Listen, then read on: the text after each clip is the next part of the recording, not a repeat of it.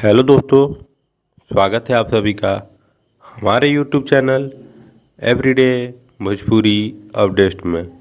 दोस्तों, भोजपुरी की सबसे पहले खबर पाने के लिए, सबसे पहले अपडेट रहने के लिए कृपया हमारे चैनल को सब्सक्राइब करें और वीडियो को लाइक करें।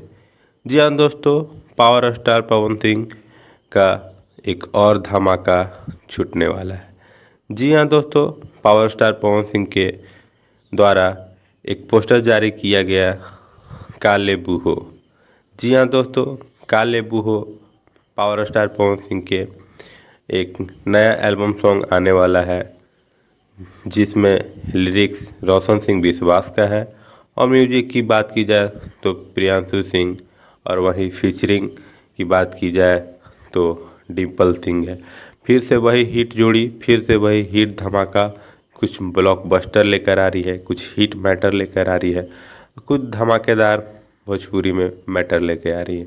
जी हाँ दोस्तों, रोशन सिंह विश्वास, प्रियांशु सिंह और डिम्पल सिंह, और सिंगर की बात की जाए तो पावर स्टार पवन सिंह का लाजवाब जोड़ी होता है। ये जब भी आते हैं कुछ धमाकेदार होती है और कुछ ब्लास्ट होती है। जी हाँ दोस्तों, तो अभी इस सॉन्ग का रिलीजिंग डेट अनाउंस नहीं किया गया है। थैंक